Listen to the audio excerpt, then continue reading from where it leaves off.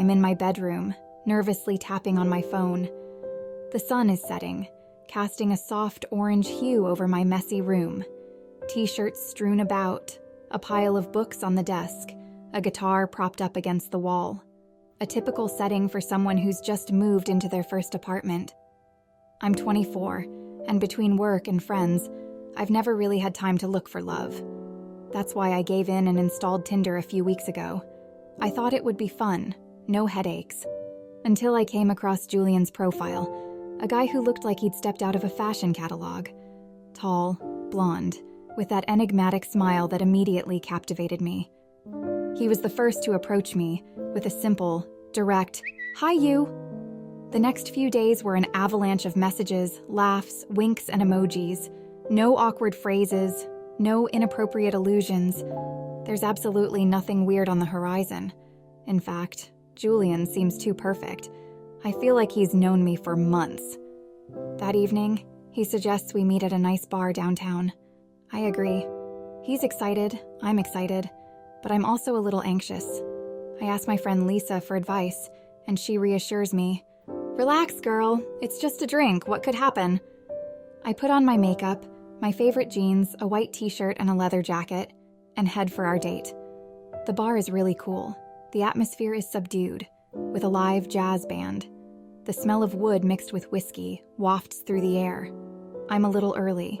I enter and almost immediately spot Julian. He's already there, raises his hand in greeting, and invites me to join him. I approach him to say hello, and I quickly realize that once I'm sitting opposite him, something seems different. There's a strange coldness in his gaze that's impossible to detect through our exchanges on Tinder.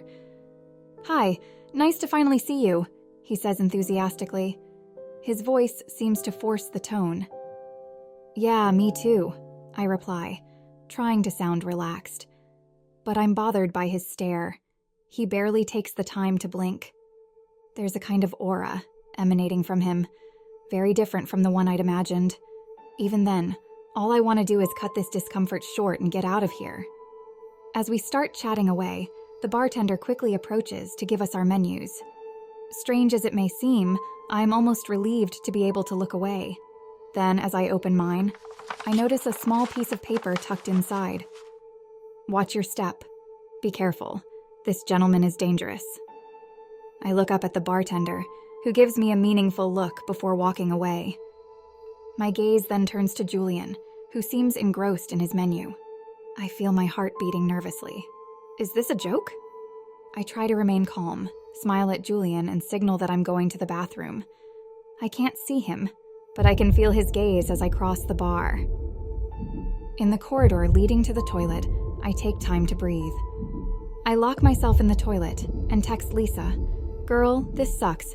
The bartender told me Julian was dangerous. What do I do?" She replies almost instantly. "Get the fuck out of here now. Call me when you're out." I glance at Julian from the hallway entrance. He looks nervous, constantly looking at his watch, then around. Something must be wrong. Then I see him stand up. Panicked, I decide to leave through the back door of the bar. I cross the tables, but hear hurried footsteps behind me. I step out into the street and, as luck would have it, jump into a cab that had just dropped off a couple. The cab starts up, and I see a man coming out of the same restaurant door as me. It's Julian, looking for me with a furious stare. On the way home, I immediately block Julian and explain everything to Lisa on the phone. She can't believe what's happened.